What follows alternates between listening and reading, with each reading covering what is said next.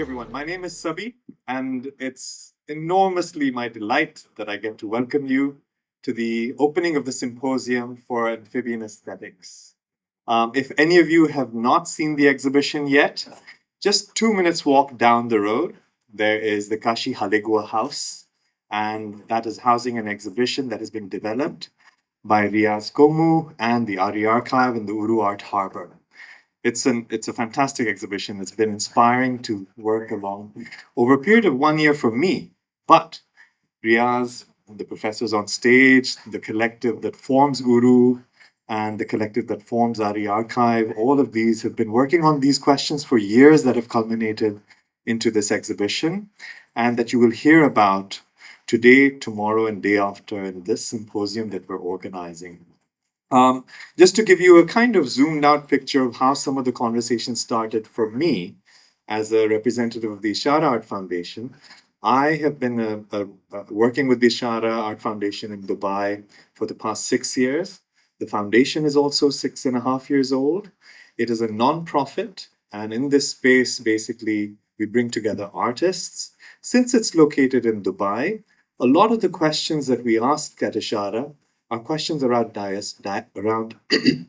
diaspora, around migration histories, and how to complicate geographies. We all know about geographies being a question of belonging often, that where do you come from? But if you're in the Gulf, you really realize very acutely that one doesn't belong to one place. One belongs to many places. And I mean, that question obviously applies in cosmopolitan cities because everyone asks you in Delhi, in Kochi, in Dubai, and all of these places, where are you from? And then when you answer, they usually ask, no, where are you really from? And so that question always leads to more questions. And that's not a simple kind of a response then to give, because you have to draw out some kind of an itinerary, right?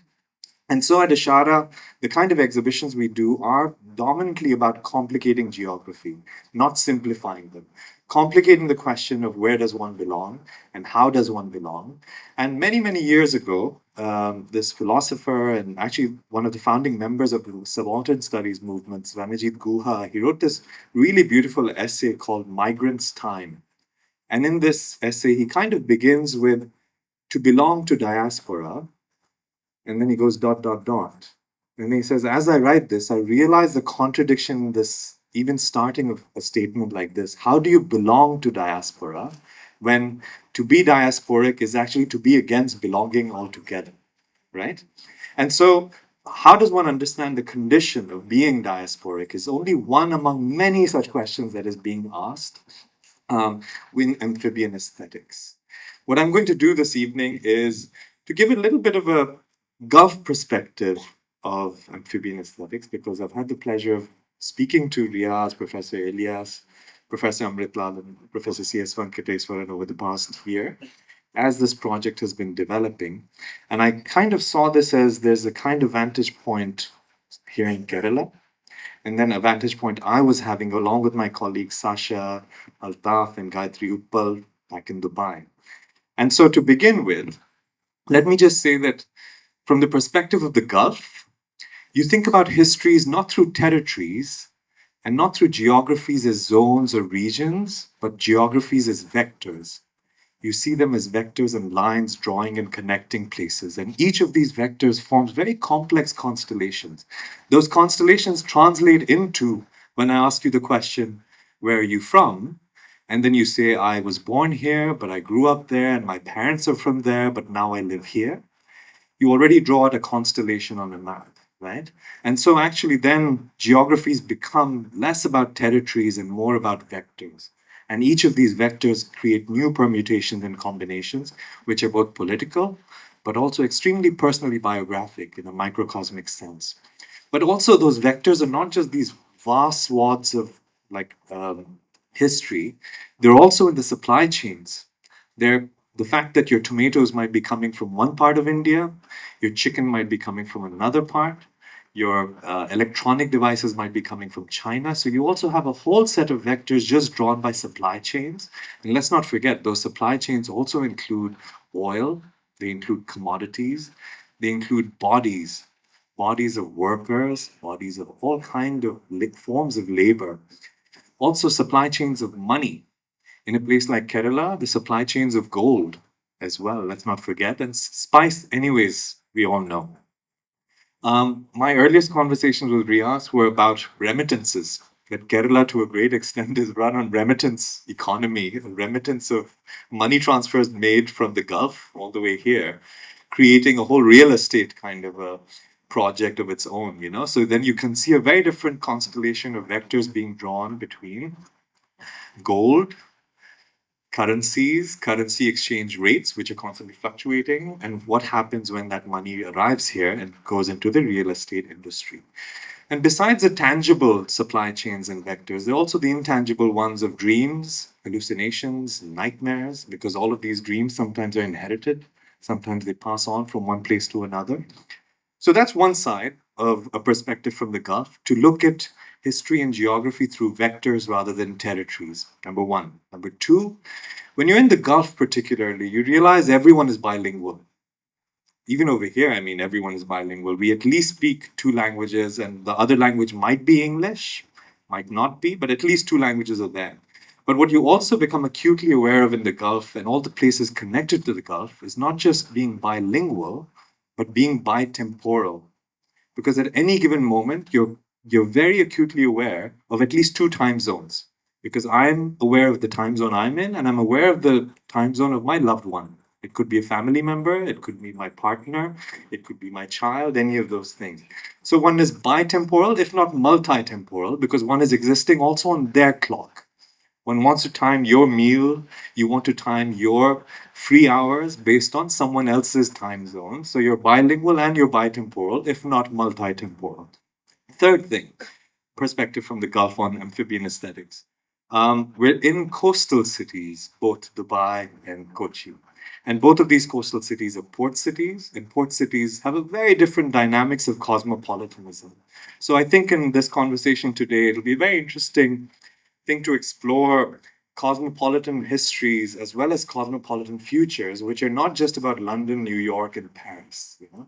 And I think that's something that's very powerful in what Riyas and the Arya Archive and all have been doing in exploring the history. I'm not using the word excavation, I'll come to that later, but exploring the history, navigating this history of port cities and the kind of cosmopolitanisms that they produce. I've already spoken about diaspora, and what it means to be diasporic is a very complex state of being, right? So this perspective is something I was coming in with when speaking to Professor Ilias and CS and Amith and Riyas on this project. Now, this was a very fertile ground to think about amphibian aesthetics, because when the moment I heard Riyas speak about this exploration, I mean, the sea as a boiling vessel had already been done, and Riyas will speak about that later. For me, it just triggered so many concepts and ideas, and it felt like what was happening in this project, at least what all of you have been developing for all of these years, is a kind of epic thesis. It's not something that's a regional discourse. I would say it's practically a philosophical discourse with complete global impact, you know? I mean, I would love to see how amphibian aesthetics and this formulation really registers and lands. I think it becomes our responsibility collectively to give it the heft, because it really comes with a lot of amazing political, aesthetic, social ramifications, academic ones, and I hope today we'll just at least touch on some of those. And then this thesis isn't just about characterizing our times. Everyone's obsessed with what are the times we're in, the technological times, the ecological crises, all of these things. Some people name this moment as an Anthropocene moment of how human intervention on the planet has now embedded itself into the geological strata of the Earth. Now, some people advocate for it, some don't. The question is, does amphibian aesthetics upturn that, challenge that? And maybe today we can explore that. But what amphibian aesthetics certainly does is that it gives us it asks us, it invites us into a different set of sensibilities, methods, and values. And these methods, values, and sensibilities are absolutely necessary even if you're showing or navigating Kochi, because things are not planned in an Excel sheet. You might have as many Excel sheets as you want. Finally, it's a different flow of energies and relationships that will get things done. Otherwise, you're not having a Biennale. So this is a Biennale that does not work on Excel sheets and rigid grids, right? And I think that's something that ties closely to amphibian aesthetics, and we'll see how. So On that note, allow me to say a few things very quickly. I don't want to hog too much time because we're all here to listen to you. What is it to be amphibious is something I've been very interested in as I've been in conversation with everyone here. It is an occupation of multiple positions at once, not a single position, not choosing one over the other. Where one is from was just one of the examples, but we look at many other such examples. It is something that actually many philosophers, especially philosophers from civil rights movements in America, feminist scholars, it's a consent not to be singular. That I demand and necessitate that I'm not a singular entity. I'm not a single identity. I'm multiple. But when I say that, those combinations have political valency. And what does it mean to be multiple? And then what does it mean to be apublic?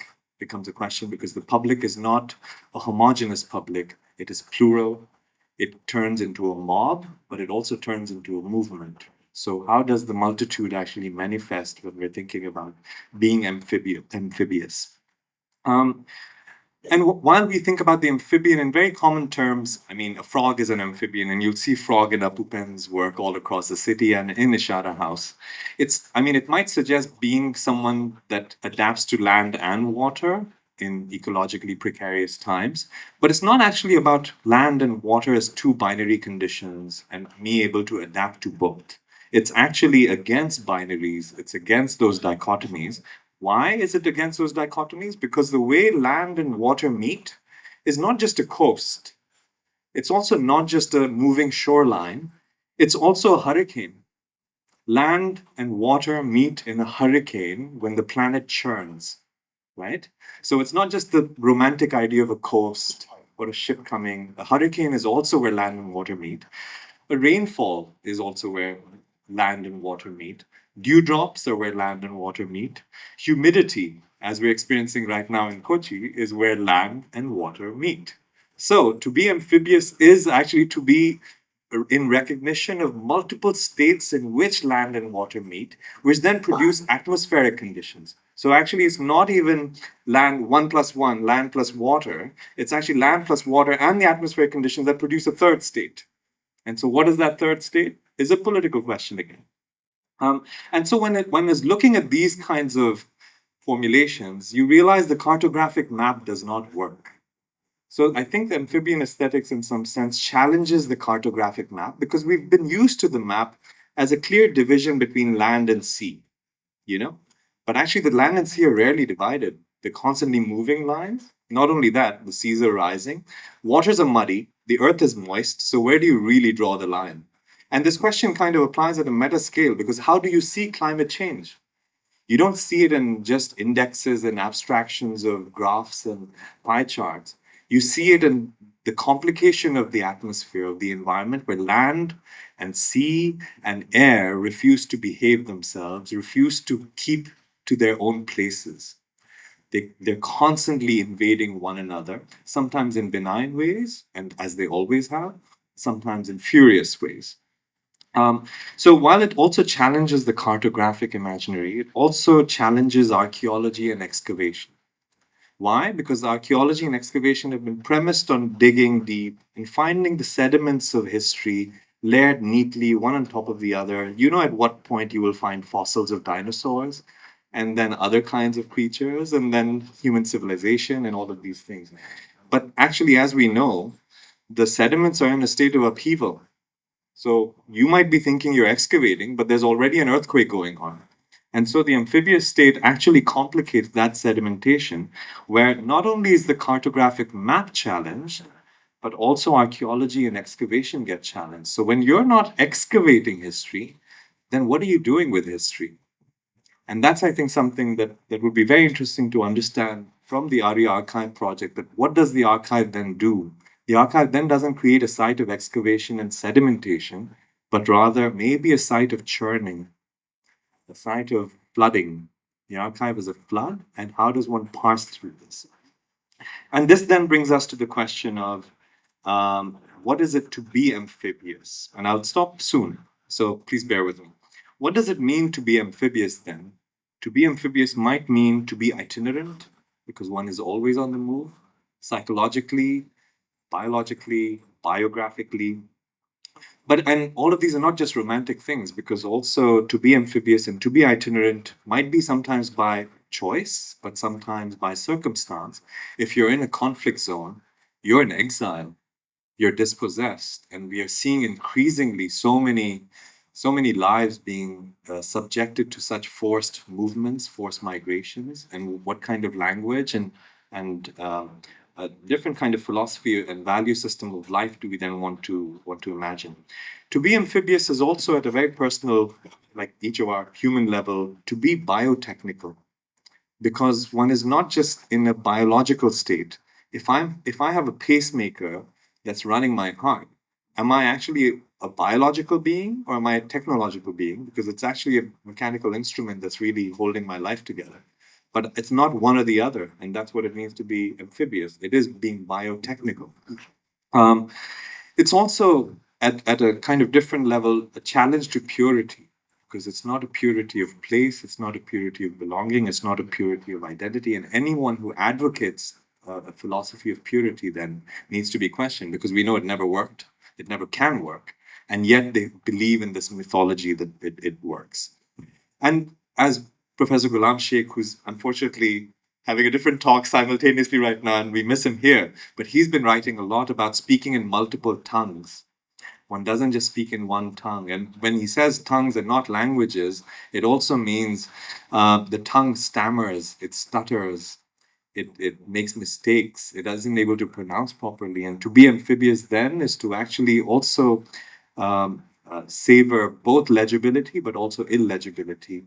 There's a project in the Ishara House right now, which actually looks at the Kabir project and a very long tradition of knowledge that sits at the cusp of language, how concepts were elaborated, as Professor Bilid Wakankar writes, not because they're veiled and they will be revealed, but because language refuses to just give them, offer them to you through some kind of a transparent legibility. And lastly, to be amphibious is to embrace precariousness. And now I know it's easier said than done, because if you're actually going through a state of precariousness, it's not easy.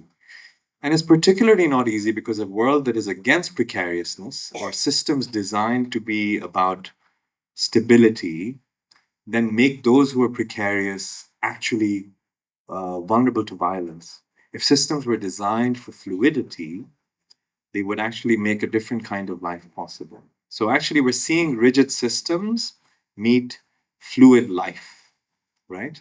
And what this kind of translates into is an unstoppable force meeting an immovable object. That immovable object, all of these kinds of epistemologies and systems. But once you go into the amphibious, there is no immovable object. No object is immovable. It's a myth that that object is. It's only unstoppable forces meeting other forces that are also in motion.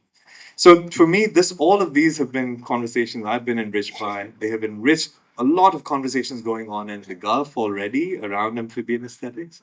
And as we're discussing all of these, I just want to end with a small quote by James Baldwin, who was a civil rights activist, a novelist, a real tour de force. And back in '64, in a speech he was giving to the public, which is unpublished, but it's on YouTube, you hear him start that speech that we are born in fluid and in darkness.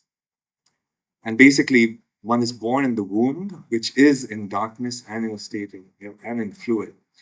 And it is actually the shared universal human condition. As much as many of us are against universal concepts and universalizing claims, one thing can be said that at least as human life, we are born in that fluid and darkness and in a space of vulnerability. How do we remind ourselves that we've shared that space of darkness and fluidity as a starting point, and maybe we want to think of life and discourse differently? Now, there are many minds, giants actually, next to me. So I will stop speaking here. And what I'm going to do is, for the layout or format of this panel, actually have each of our speakers say a few words and elaborate on different aspects of this project. And then we'll open it up for Q&A. Now, as this project developed, we knew that today's panel is not just about discussing this and how the project developed in a kind of strategic manner. It's also, what is this premise, the philosophical premise of amphibian aesthetics? And it when you're developing a premise of this kind, with this kind of philosophical heft to it, it's obviously going to take years to kind of unfold. And so as it does that, I wanted to first direct my question to Professor C.S. Venkiteswaran. You can read all of their bios on our website, so I won't go ceremonial on giving long bios. You can also pick up the booklet at Ishara House and read about everyone.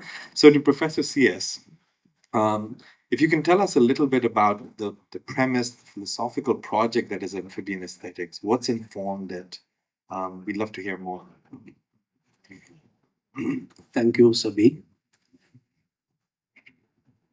I think you've opened up a lot of questions and thinking around the idea of amphibian. Not that we are here to offer answers, but we are responding to what you are, trying to think around the idea of amphibian aesthetics and being amphibian.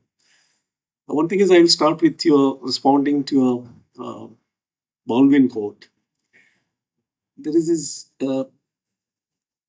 philosopher, George Agamben. He talks about what is contemporary. He's asking the question, what is contemporary today?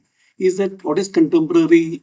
What makes something contemporary? Work of art or whatever it is. It's not its ability to respond to light or sound, but its ability to confront darkness of the times. So, so that is one way in which one could, explain how this came about, why amphibian aesthetics, why this idea of being amphibious in times like this, because it is a kind of, as you said, it's not just a something that happened overnight, but it's been part of the project. And I think briefly I will mention 2 or 3 points, and then we'll come back to it. Okay, one thing is like it is a continuation of our earlier projects where we were talking about the project called CA Boiling Vessel, which was actually about looking at land from the sea, and also looking at the very complex, rich, very contested histories of Kerala coast with the rest of the world. If you look at Kerala's, cuisine, or Kerala's, sartorial habits, or Kerala's architecture, culture, everything has always been open to the world. So we were looking at how sea, the navigations through the sea played a part in creating the cosmopolitan Kerala that it is. And Kochi is the ideal site for that, because all the, in this 5 square kilometers, you'll find more than 30 communities. So that is one premise of it. We were working around this idea of Kerala as, as a cosmopolitan site, which had conversations with the rest of the world in all kinds, in all realms, with the spiritual, religious, cultural, trade, everything. So that was the project trying to explore that. And then we thought, then there are a lot of other kinds of things happening around the world. For instance, we take 2 points. One is this COVID pandemic. COVID pandemic was a situation, was a point where it was a huge, planetary moment, as it were, where people were forced to rest at home. Social life was denied. People were, forced to sit at home, not move about, no other kind of, interactions happening. Physicality was totally denied. Then it was also a moment when one could realize that the human species is one body.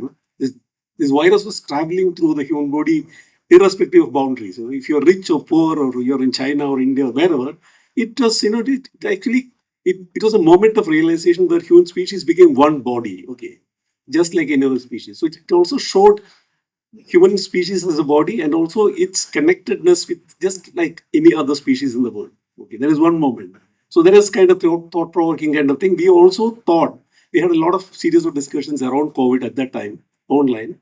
And we also thought that post-COVID period, the new normal would be totally different. Because this realization would help people to think about human history, habitation, and everything differently.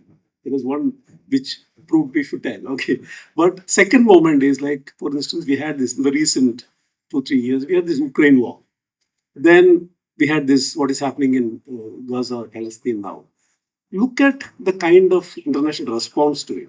There's total kind of, one thing is like if you compare it, it becomes very glaring if you compare it with the Vietnam context, the 60s and 70s, when the whole world shook, held hands together to fight it. There was a sense of outrage at the global level. There were movements all over the world to protest against this kind of, now it is not happening at all.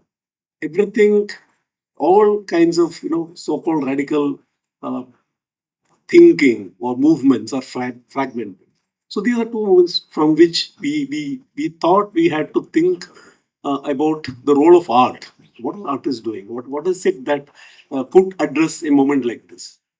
So extending that, then when we look at what has happened in the last 20 years, mostly post-digital, now age, you can see that our conception or experience of time, space, context, and medium has changed. It has become totally, all the earlier divisions or categorizations, or the kind of way in which you used to binarize things, east versus west, or oriental, occidental, left, right, man, woman, all these have become redundant or irrelevant. So there is a kind of the whole question of the idea of fluidity, and where it's, everything is intersectional, and as you said, the vectors of existence. That is one another kind of way in which you could look at the world. You look at economy, for instance.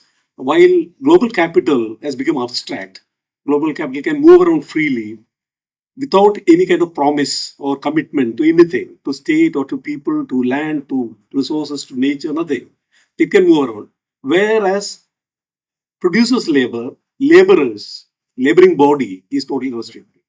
If you look at media, it looks as if, with the digital, it looks as if it has been democratized. Anybody can use it. You can become part of the global discourse if you have a phone. Okay, on the one side. On the second side, the whole thing is totally surveilled. The algorithms, and that is actually looking at each, and they know more about us than us. Okay, that is the kind of situation. So these are kind of contradictory movements that are happening in all fields, where there are huge level of concentration and power, control happening. On the other side, there's a seemingly, freedom of, there's a kind of one feels one has the freedom to do a lot of things. So these are the different kinds of contexts within which we are trying to look at what art is doing, what art can do. So that is how we look. We arrived, or this idea of the amphibian we found that interesting because it goes beyond binaries. But again, this amphibian, as you said, as you hinted at, we don't look at amphibian, being amphibious, or the amphibian state as a kind of something romantic, or as something that is, you know, uh, a solution when you realize that. We think, as you said, being amphibious can be a forced state of being. You can be forced to be amphibious. As you said, you have to leave a place, you have to be someone else. Even when you, for instance, takes transgenders, for instance, you have to pretend to be somebody else. Okay. So what is happening is like, it can be a choice, it can be a strategy, and it can also be a kind of, necessity. So it veers between all these. So amphibious need not be a kind of, it don't be looked at as a kind of, ideal state, but it is a contested. It's highly, as you said, sits in the world. So how do you find yourself in it? How do you define yourself in it? What is art doing in that context? Lastly, I don't want to extend it. So being amphibian, so 2 or 3 keywords which you would like to pursue through these works of art, and also through these the series of lectures you're planning. What is the idea of the amphibian? Second is precarity. Third is collaborative survival. Okay, if you look at the species, the history of all of interesting work being done in different areas, looking at how uh, species survey collaboratively. If you take out one link, it unsettles the whole cycle of events and chain of life. So these three are the key terms, key words, with which one could explore most all of the works here. Right? That is how when we talk to the artists, we were trying to ask them to ponder upon these things, and they came up with brilliant ideas. Thirdly, uh, the site of Kochi. Kochi, in the sense, as I said, Kochi is a very multicultural, cosmopolitan site. There's a long history of engagements with the rest of the world, and Kochi-Muziris Biennale is something that has been one of the biggest, most significant event in Southeast Asia. So one of the premise or one of the themes of Biennale has been the site of Kochi. And what is happening? So our one question that we are trying to ask is, okay, like Kochi is celebrated by art. A lot of artists from all over the world come here. They come celebrate, they exhibit their work, they produce their work here and all that. So what has art given back to Kochi? Is a question that we have to ask.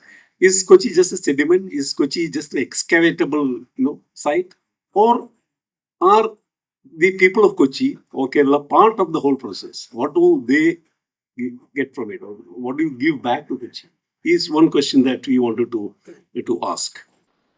Talking about the human footprint on the planet, can any of you guess what is the percentage of human beings, the human species, compared to the rest of biomatter, living things? Any guesses? Very quickly.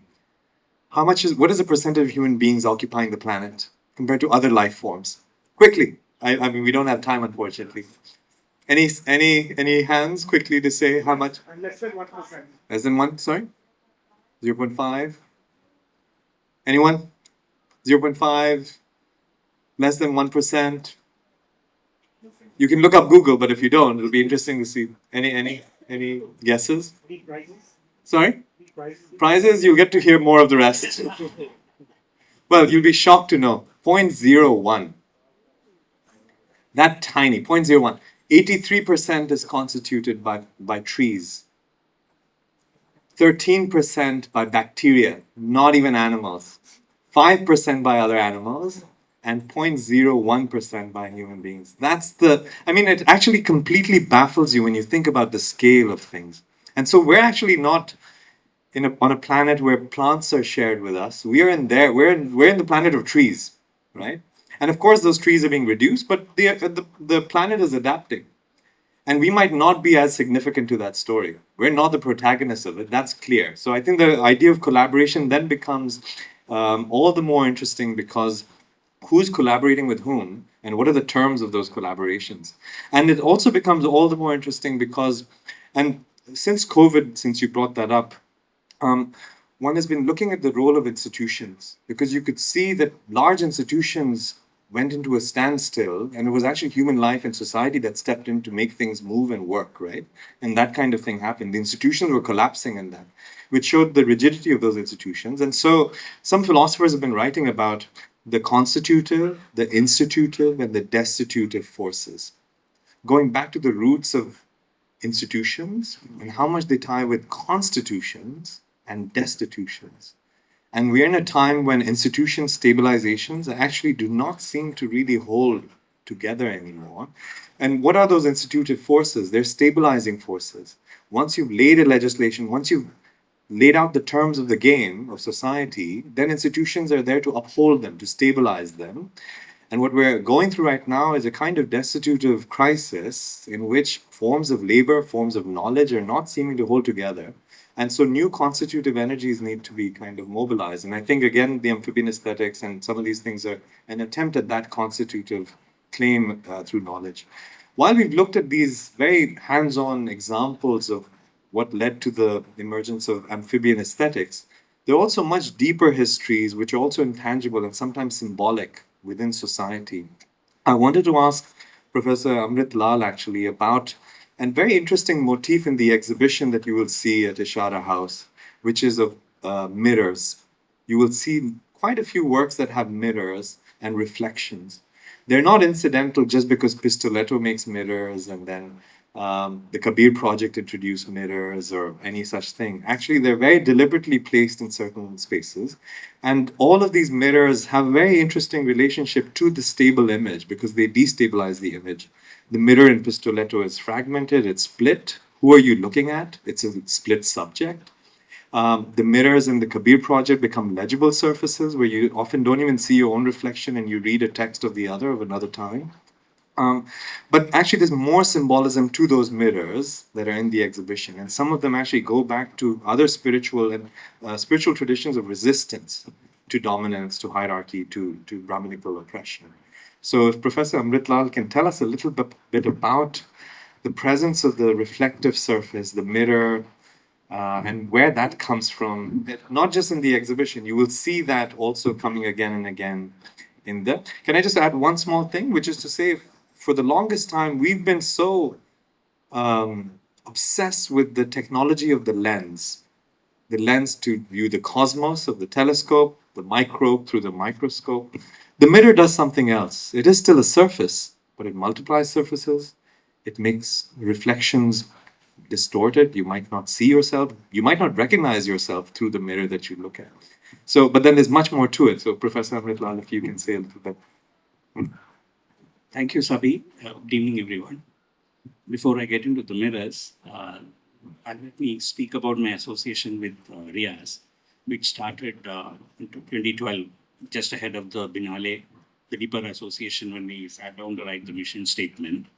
And couple of things which went through in the whole process of discussion was essentially about locating the Kochi-Muziris Biennale in a very local context, very local historical context, knowledge systems, and the whole tradition and the legacy of Kerala in terms of public action, where knowledge protection to social change is essentially group activity. And central to it was a lot of social projects which started in the 19th century, the foremost of them being Narayana Guru's radical agenda, which had literature, which had symbolism, which had political organization, which had science. So it was a very multi-dimensional thing. So that was the aspect of, that is one of the aspects that we discussed deeply when we were preparing those things. And in my collaboration with Riyas, I mean, associating with him through his uh, initiatives in the later years, this had stayed with us. So, COVID, I think all four of us had met in Trivandrum during just after COVID, when we discussed this whole thing, and the air was basically rife with this whole issue of death.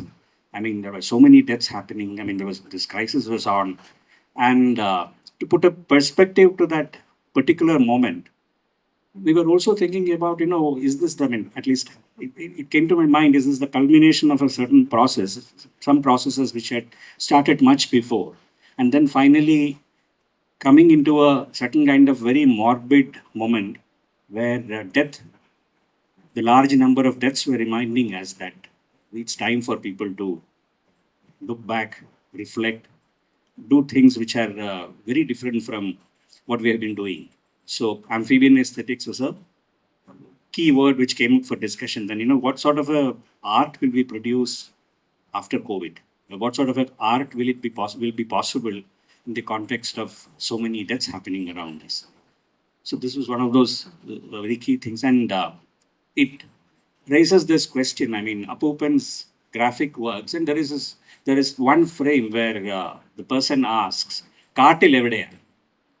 The general notion about us people, I mean, human beings, is that we always ask that two Malayalis meet. The first question is, I mean, outside Kerala, I live in Delhi.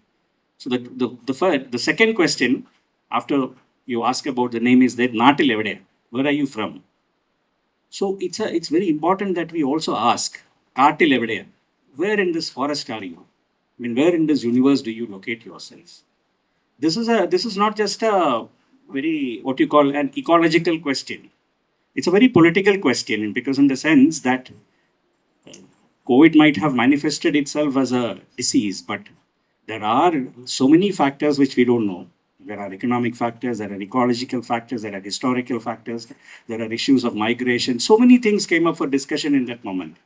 And there is a larger politics which connects all these things, and which also gave us this indication that, you cannot look at any of these things. You cannot look at art, you cannot look at science, you cannot look at disease in isolated silos. You will have to essentially engage with all these different break the silos, engage with the patterns, engage with things, go back in history and see that has there such moments happened before for us, and how did humanity deal with it.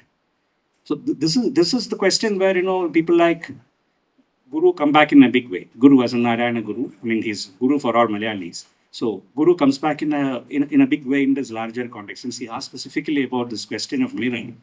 Now, I grew up in a place called Kanyakumari, which is where Guru, in a particular stage in his life, came to meditate. And For those who are uninitiated in this audience and from other places, maybe just one line about Guru. historically just placing. For us, he was a 20th century Kabir for Malayalis. So this the place where he meditated, Maritwa Malay. So there is another site where there is a saint reformer, somebody very similar called Vaikunta Swamigal, who also had this shrine where you enter into the shrine, you are asked to take off your, uh, you're supposed to have a headgear, and then you walk in. You're supposed to the offerings are essentially a food, and that fruit basically, whatever you bring, and that's immediately shared with the people in the premises. Everybody sits together and each shares that food. Then you walk inside, the priest or the custodian of the shrine basically puts a tilak on your head. That tilak is actually the dust in that area, the mud from that premise. And then you walk inside the shrine, you have a mirror and you see yourself, you stay there and then come out. So whenever I think about Guru, then Vaikunta Swamigal's this mirror imagery also comes back. So mirror has a very long history in the Indic tradition where it represents a certain kind of what you call a moment. Looking into the mirror is essentially an act prodding you to reflect, discover yourself. It's a trigger for self-reflection. Be it in Kabir, be it in Vaikunta Swamigal, be it in Guru, you will find that. So mirror is actually for us, like for Alice, it's an entry point into a great wonderland where you discover yourself. So if you look at this particular work, it's fascinating in the sense that the key word there is the free space. Now, as we had spoken about, to say that we live in a moment of great global churn would be an understatement. All our certainties are breaking down. Things which we thought had been resolved are unraveling. New challenges are coming up. There are no answers to it. There is a certain kind of neoconservatism which is gaining rearing its head across the world.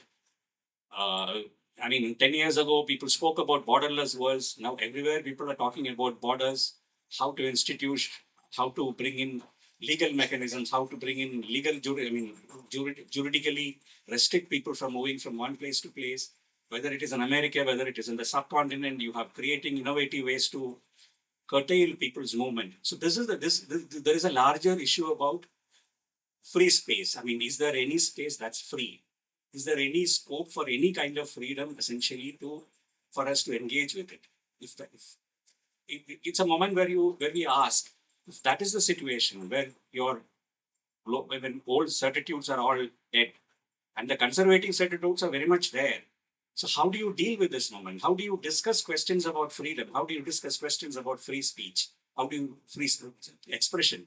What sort of a language in which art can be created? So it's not just about will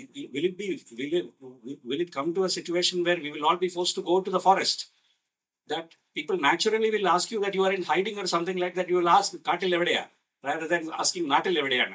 So there is a certain kind of a climate of fear in which people produce work. People are forced to deliberate, to discuss, to engage in dialogue. So that's a question. It's a reminder, which when I stand in that room and then you see those reflections, the broken images.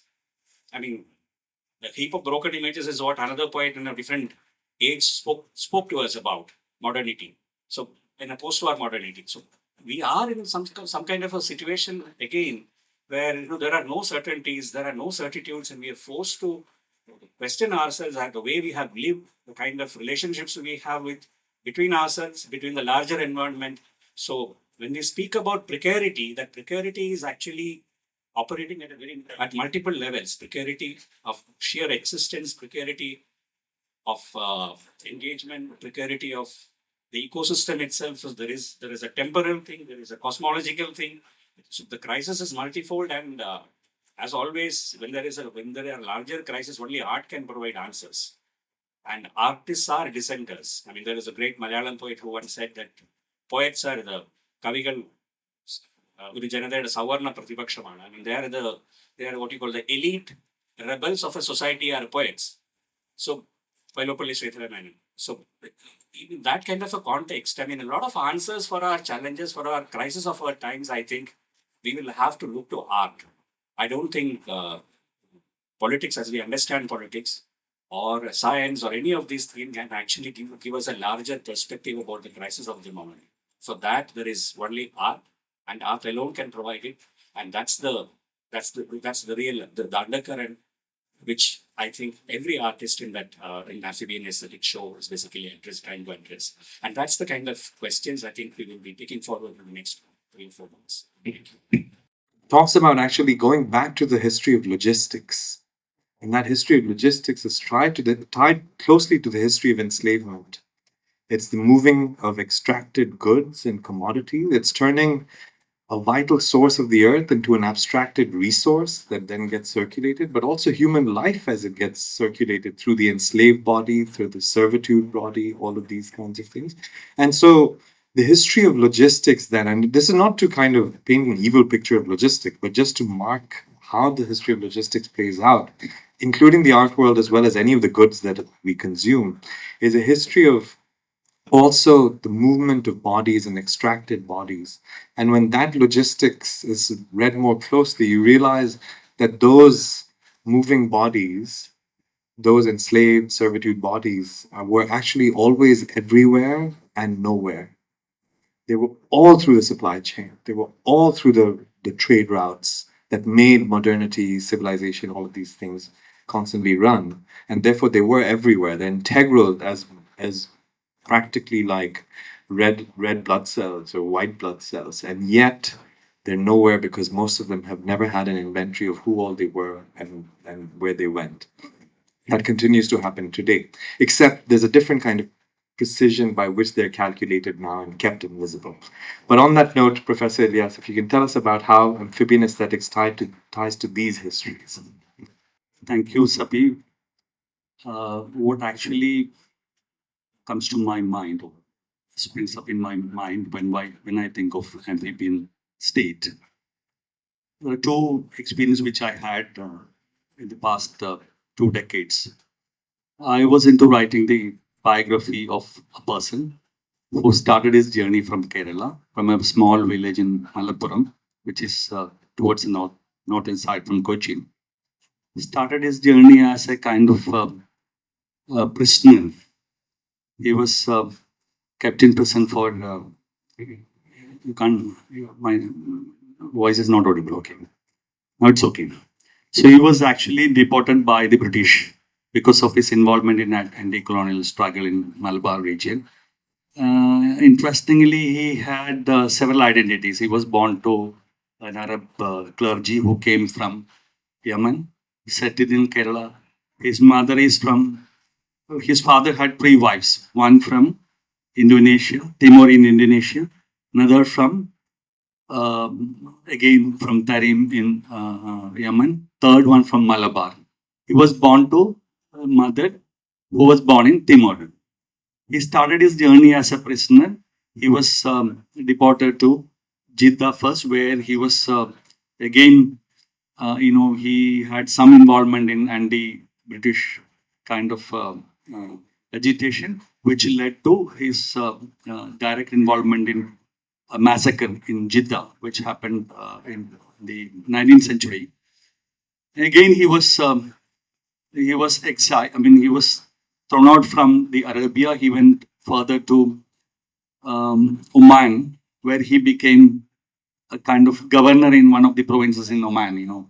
So there is a place called Lufar, which was under the British rule, direct British. And what happened was, British again traced him, and they again complained to the local ruler. That led to his further deportation from the place. He went further to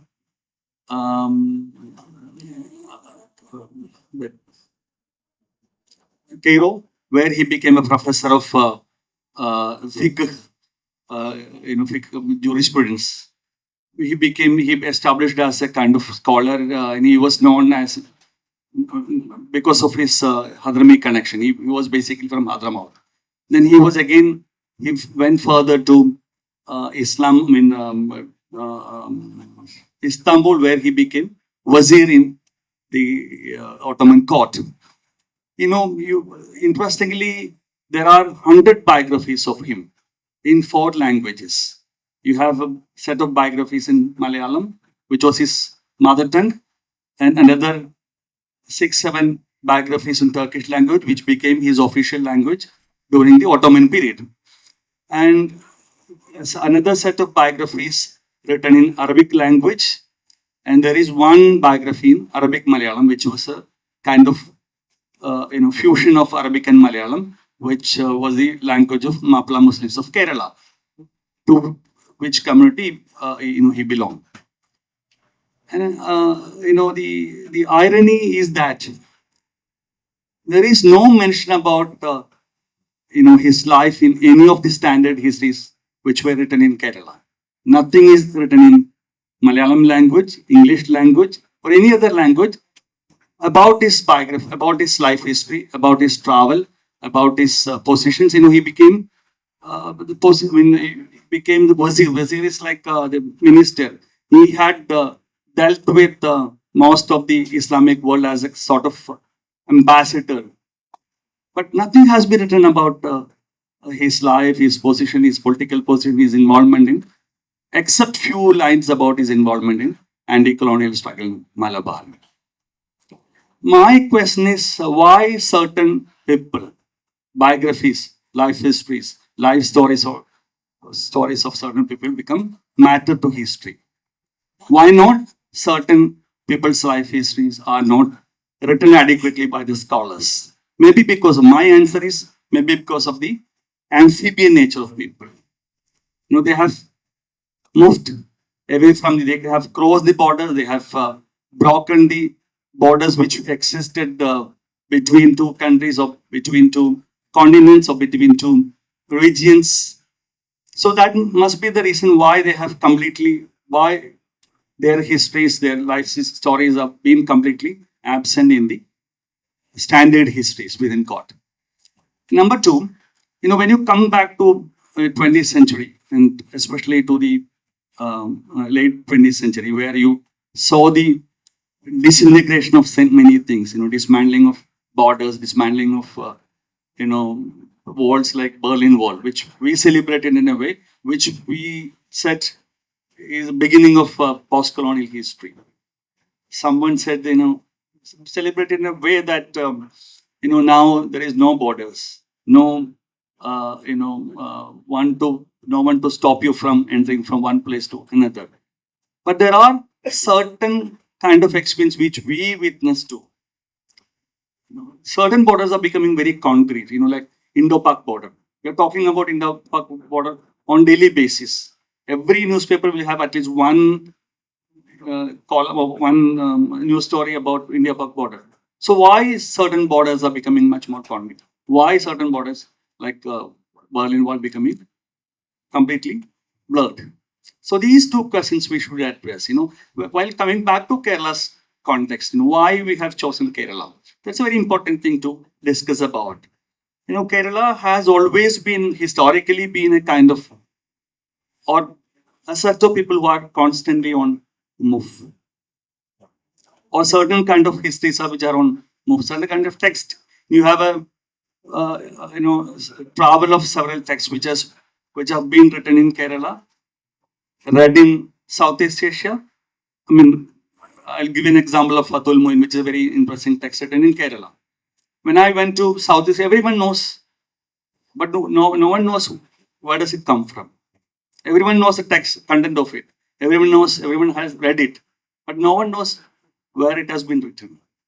There are certain texts which are in circulation, which are written in certain places, read by someone, reproduced by someone, in a different context. You have the same sort of situation in Kerala's politics. You wouldn't believe, even in Gulf, you would see a lot of radical left movements which are running without making any consequences in the land where they are based. Film societies with very interesting content, propagating certain ideology. And I met some people who are showing some films with very radical content, but that doesn't make any resonance in the land where it is being seen. So it's a kind of translocal product which has been produced in a place and consumed by people who are living in a different country. That's the case with the Kerala politics. Kerala politics is a global brand now. You will see same Achyutanandan Pinarayi conflict in the Gulf. You will see there is a ripple for everything. All the ecology concerns, all the environmental issues have been reflected in Kerala politics in the Gulf. Without making any, otherwise it's you would land up in jail, or you would be deported by the regime. It's very sensitive. I've seen many street plays which are with the highly sensitive political content, but nobody cares about it. Muttaba would come and, if you are in Saudi Arabia, Muttaba would come and they would say these are all dances of Malabaris. That's it. No one is concerned about the travel of such ideas. So Kerala has always been, historically been a place where these kind of ideologies produce, exported, and still we see the situations where you would see a lot of states where you would see such amphibian kind of and I'll come to language then. Language we have, sorry, I'll make it very short. There are 6, I was surprised to see sources in historical sources in 8 languages. You won't believe. You will, nowhere you would see such a diverse set of languages. You have Arabic here. We have a fusion of Arabic and Malayalam here. You have Hebrew here, fusion of Hebrew and Malayalam here, which we call Singli language. You have Syriac language here. There is a fusion of Syriac and Malayalam, which we call Darshoni language. And we have Pali here, we have Sanskrit here, we have Malayalam here, English here, Dutch here, Portuguese here. There are 8 languages, more than that, maybe little more than that. Sources written in these languages. You won't believe such a diversity. But unfortunately, this globality, the globality in people's life has been completely ignored by the scholars. My concern is basically about that, the rejection of amphibianism in the Malayali life. Thank you. So maybe Riyas, I guess in the interest of time, if you can kind of condense it. I know it's not fair, Yeah. but if you could, then we can also open it up for Q&A to everyone else. Yeah, I will make it brief. It's interesting, the way Sabih has also kind of contextualized it and theorized the whole exercise. It's I think, an excellent way of taking the conversation of amphibian aesthetics forward. I feel as an artist, an artist becoming a curator itself is a very amphibious state. There's a lot of complexities which it goes through, and I've been doing it since maybe last 15 years, but most of it has been in Kochi. And just to kind of brief that exercise in this short time, the first edition of the Biennale was about Kochi. If you summarize the context of the conversation and the focus we had, but the second edition immediately became, because of Prophet's the resonating effect it created, the new curator came up with tremendous amount of confidence, and it became from Kochi. So Kochi became a site where we could start telling stories, we could survey the international art world, we could invite, continue Kerala's historic narrative, building new relationship through, a new form, which is Kerala was not that familiar when it comes to contemporary art practices. So I would say in a post-colonial India, maybe the biggest statement in relationship with art making has happened or set stage in Kochi. I'll just explain it like briefly, rather than shifting into different points. See, any Kochi has got a very strong colonial, history. Like Portuguese, the Dutch, and early. Then the British comes in. Kochi is almost like especially in the context of the current biennial, it is interesting to say three major colonial performances has happened in this, in the social space, and the people who are living around, they are a residue of, a particular kind of a, historic assimilations, arrivals, and like coexistence, travels, and trade histories. So, which in fact became a story. So, what happened in a place like Kochi in relationship with this colonial, invasions, which continuously polarized, or continuously divided, our state of fabric. Uh, Kochi became a site that where crops, especially the colonial crops, were brought in and sent out. So Kochi was like an almost like a warehouse, and also maybe the bungalows for the people who administrated it. I mean, so Kochi had a very different kind of a settlement where people thrived around the trade which was happening around what crops came from the other parts of Kerala, where the biodiversity of Kerala was chopped out, and the the the the crops, what do you call it, Nanyavilla, the money, the cash crops, which was, and the process, it's happened many centuries. That particular process happens through that many conversations happen. But interestingly, in a post-independent India, Kochi remained as a port city, but these kind of colonial exercises started declining.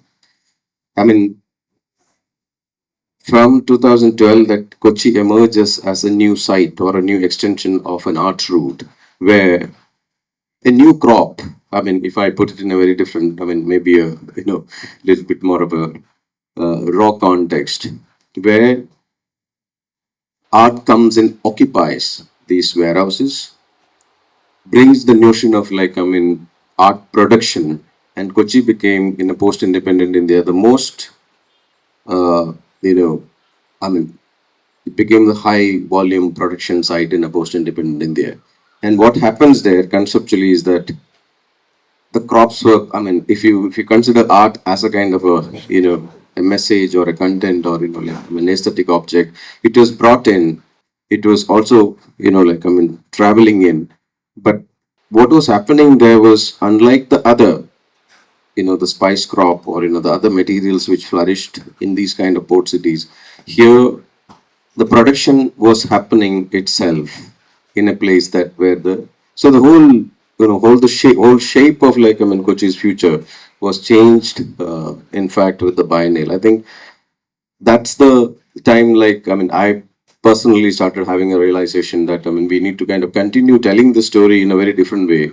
Like CS was saying that, how do you keep the promises alive, which was given to a community by bringing one of the, prospectful project like art, which could trigger cultural economy prospects, at the same time institutional prospect, aesthetic prospect, education prospects. So that was one of Ari's interests, Uru's interest initially. Then we started telling, like the first edition of the biennial, stories, you know, about, so the researches were done and many themes were explored. And it goes into multiple projects and started getting attentions. And that's 2022 was one site that where we did the sea a boiling vessel project. Then it moves on. So it's very interesting, as a location like Kochi was transformed into, possible, future prospects. I think amphibian aesthetics is an extension of that, see a boiling vessel, but with a, everybody was explaining, with a larger imagination which was brought into this. So I think there's a lot of work, one needs to do. But if you see the structure, if you are moving around, we started an exhibition where taking excavation as a metaphor, and we worked with Mohammed A, one of the photographers who's been working with Kerala Council for Historical Research, and that project started on 6th. It is in Kara, Then the next project which we began was like inside Uru itself, Shilpi Rajan retrospectives, one of the major Malayali artists.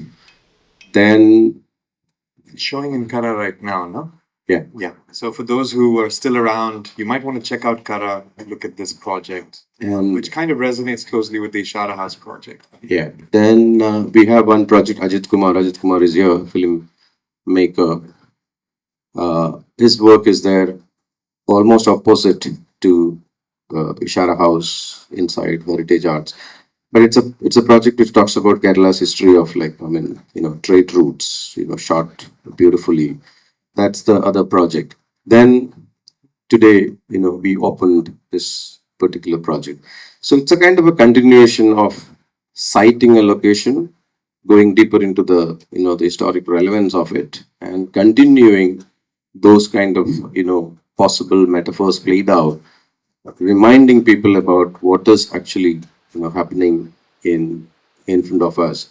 And 2016 that we did a residency program with Biju Ibrahim, where we documented 36 different communities, living together in Cochin. That actually gave us another shape, by engaging with people. So RE as an institute, it's trying to kind of invest into a kind of commitment, as we were also saying in the inaugural function, that what we are investing is imagination. I mean, that's the kind of a very important property that the art world brings into any societies through telling stories. Yeah, I think that's it. Thank you, Riyas. A round of applause for all the speakers. As much as Ari, and I think rightfully so, possibly for funding reasons, looks at itself as an institution, I think it's actually almost antithetical to institutions because it is actually trying to preserve its fluid nature, its versatility, its agility, its improvisatory kind of nature in order to bring many voices in based on the necessities of what's being asked, the questions that get raised in response to our times. And in that sense, this is not a closing because I'm going to open the floor, but just to say that having known Riyas for so many years and having followed his practice, and all of us, actually, many artists and curators of my generation, also feeding off the energy that some of his projects always provided, and including the Students' Biennale of the Kochi Biennale for that matter. You realize that there's some, when tides rise, everything rises with those tides. And there's some artists and thinkers and philosophers who work with that tidal energy. They bring everyone with them. And so it's really felt like that with Riyas, not only on this project, on all of the projects that he's always done. He takes everyone with him and those, and then everyone becomes collaborators. So a round of applause just for having this come this far, and this actually has force, and it has force and scale. It's not just small grassroots kind of initiative. It has, I mean, we got Pistoletto, we got Dimas Ruji, we got Shilpa Gupta, we got Kabir Project, we got Apu Pen, all in one kind of fold, it's incredible. But I want to open the floor now. I know it's kind of late, but I think the conversations were dense and many things have informed this project. There's a long way to go for this project, obviously, and at Ishara Art Foundation, we're certainly committed to continuing this dialogue and hoping that this kind of multiplies and grows further with all the other collaborators that have informed the project. Any questions from the audience? Maybe a 10-minute round of Q&A. I might just take questions together so that the panel can answer them at one go. Hands? There's always an awkward silence for a little while. Yes. I just wanted to ask how you incorporate the feminine and the feminine body in thinking about amphibian aesthetics, since there's a whole different way of being, and yeah, I was just interested in these explorations of gender within amphibian. I know you touched on it a bit, but yeah. No, thank you for asking this on a stage where it's all just men seated and talking.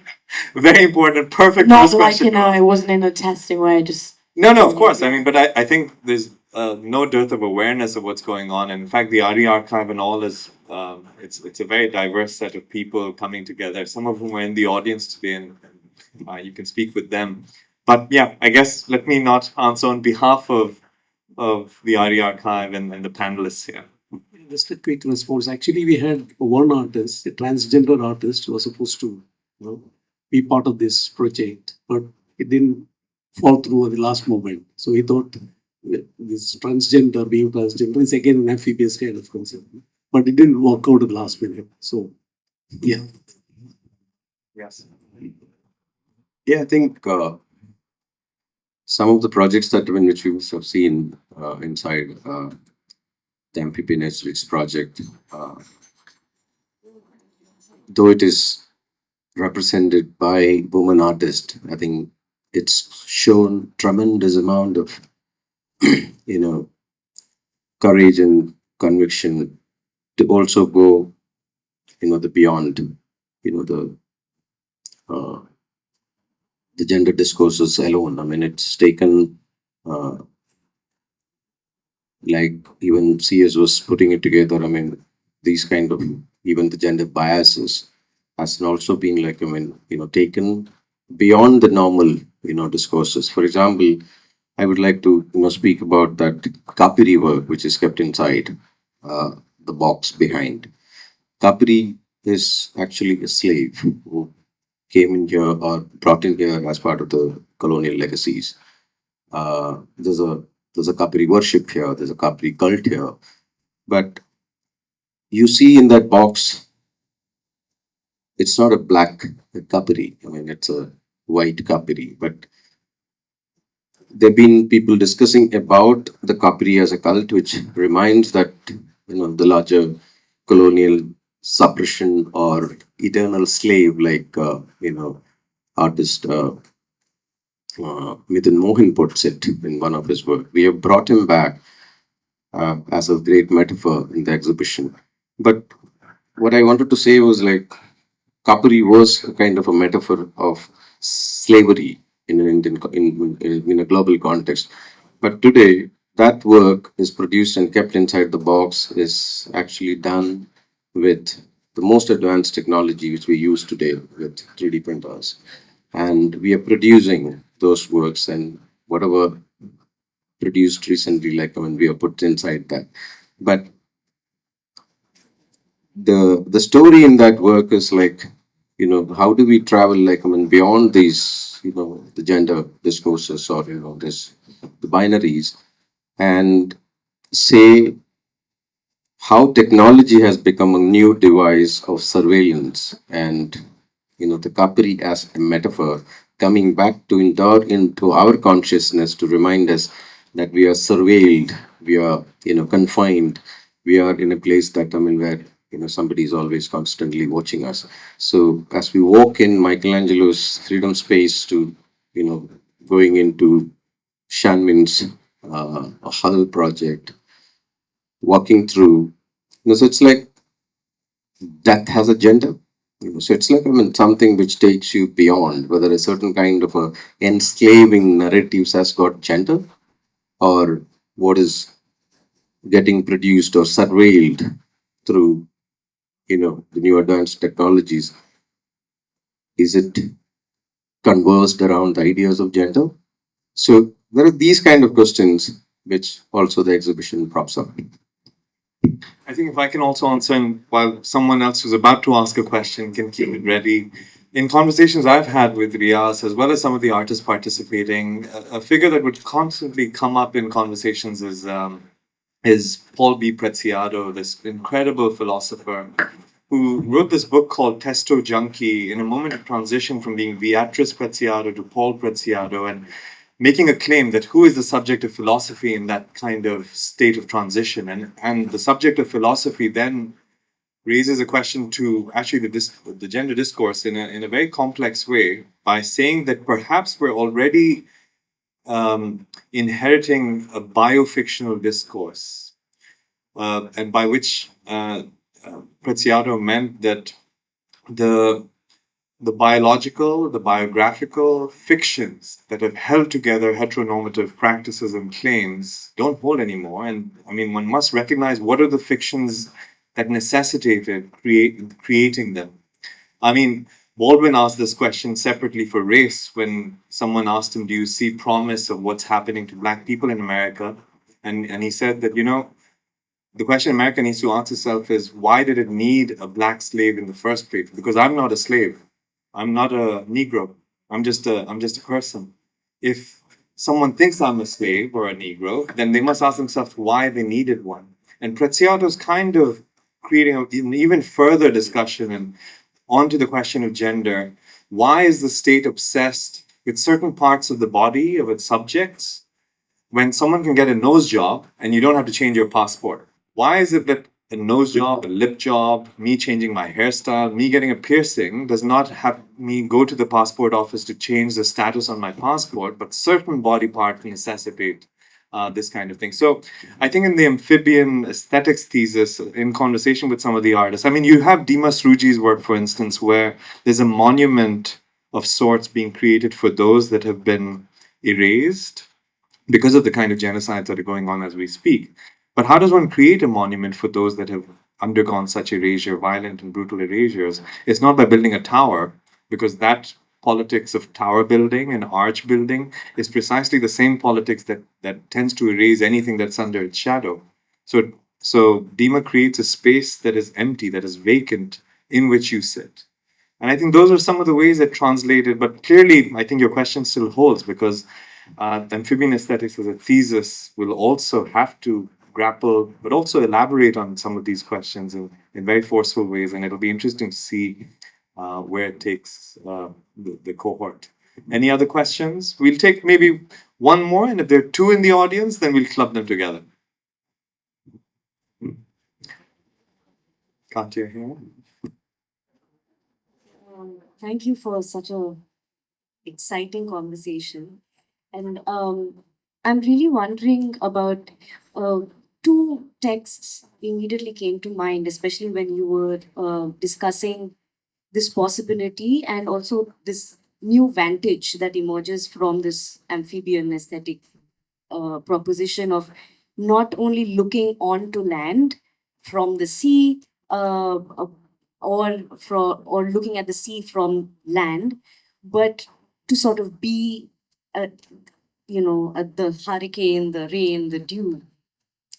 One is Walter Mignolo's proposition on dwelling in the borders. And the other was this book by Melody June called Thinking with Water.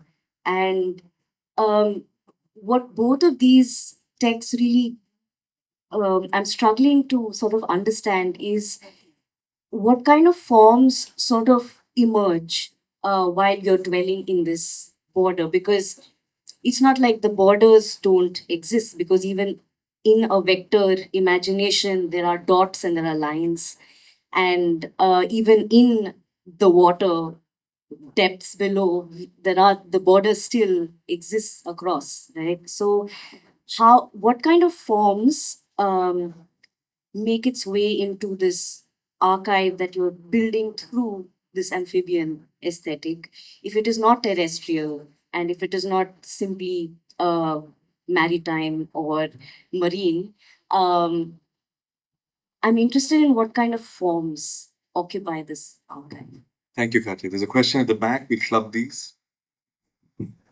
Yeah, hi. You mentioned about biotechnical systems, and Sir, they mentioned about Giorgio Agamben.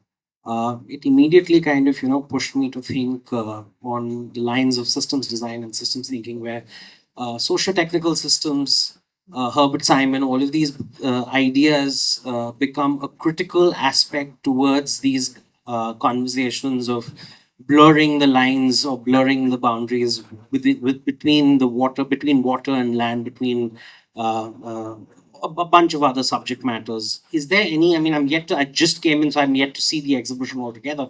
And I'm very curious to know if these ideas of the social systems, which are also a critical aspect, or which are also a critical lens to kind of articulate these thoughts on biotechnical systems too, have been addressed in XYZ manner or form. Just curious to know about that.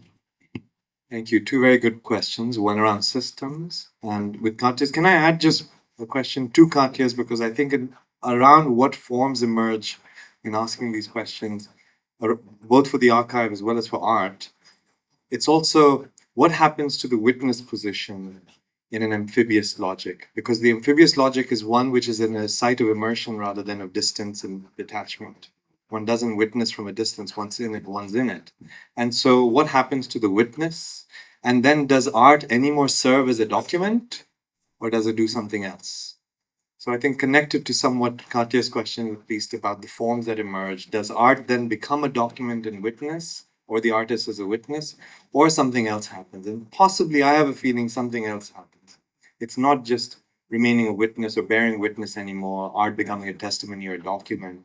And maybe we may not have all the answers in the exhibition, so because it's the tip of the iceberg really, and we'll have to engage more and participate in this. So if any of you have questions to the system aspect, what forms emerge, and what happens to the role of the artist as witness and the role of art as document, do things change?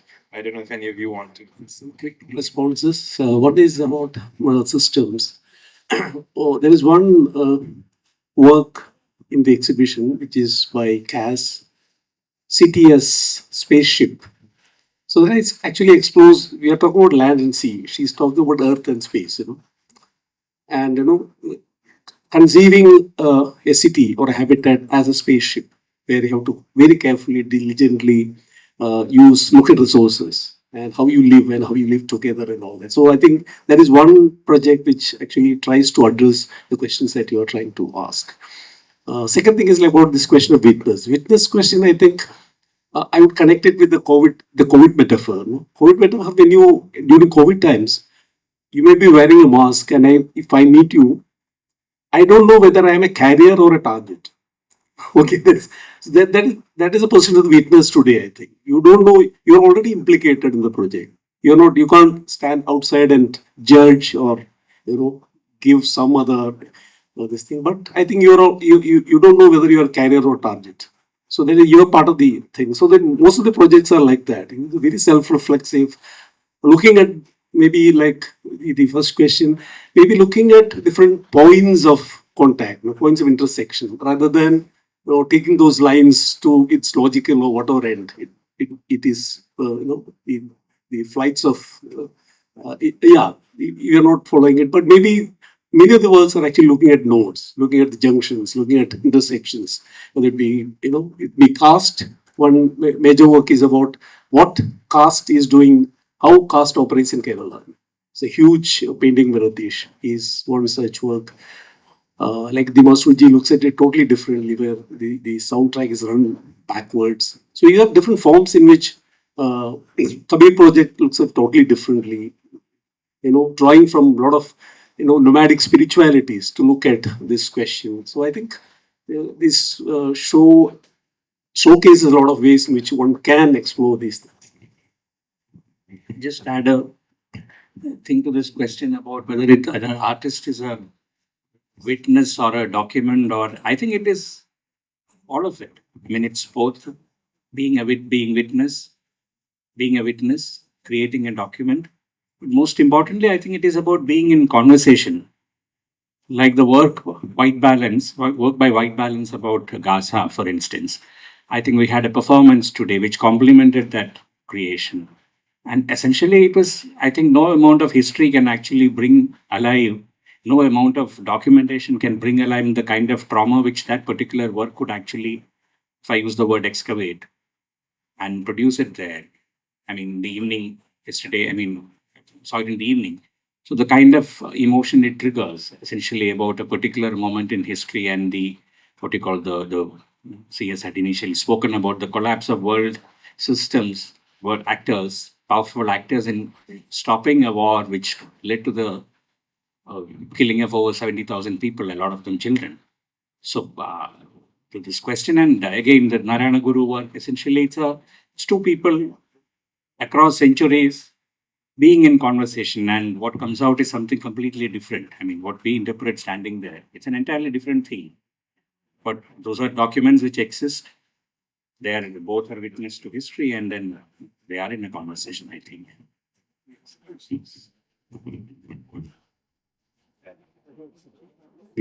Yeah, I just wanted to add one point in general. There was a great metaphor which we used when we started speaking about uh, converting, Kochi into kind of a, site of art making by invoking the ideas of diversity, rural traditions.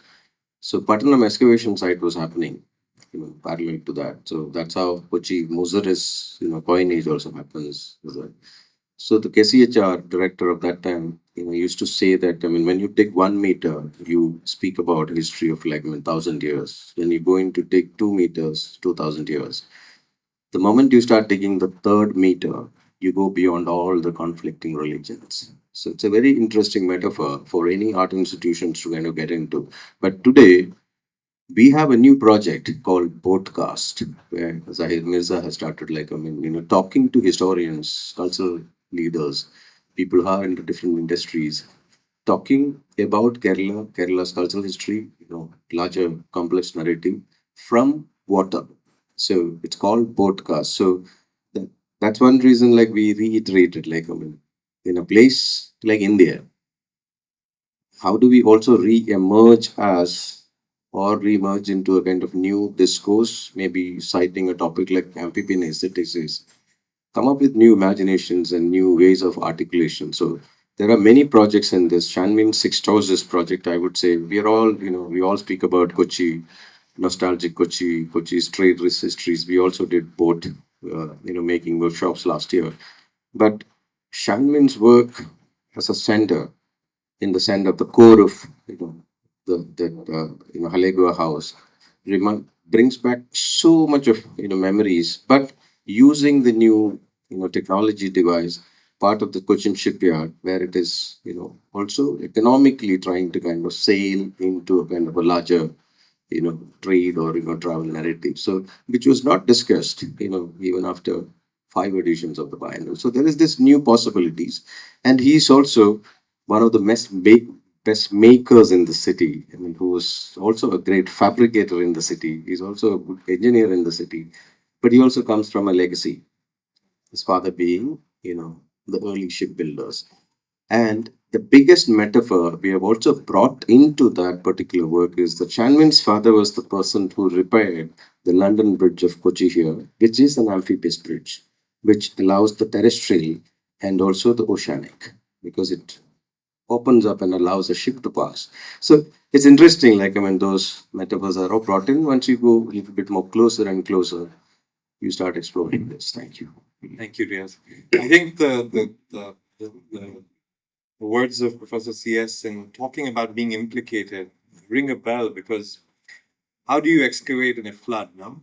And how do you then look at water ecologies, river bound, backwater bound? You see all of those here. And each of them produce very different social ecologies at the same time, social ecologies of power, but also resistance. I'm not going to take more of your time. You've been very generous in attending a much longer session.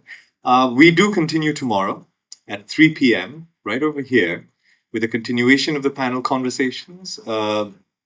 Starting at 3 p.m., conversation with Anuj Daga and Dimas Ruji, followed by more panels. And at 6:30 p.m., a performance by Shabnam Virmani and the Kabir Project in looking at the untellable tales, in a way, and what happens when we speak about stories which also do not necessarily get captured in language as such. So on that note, thank you all very much, and thank you for spending time with us. We hope we continue these conversations.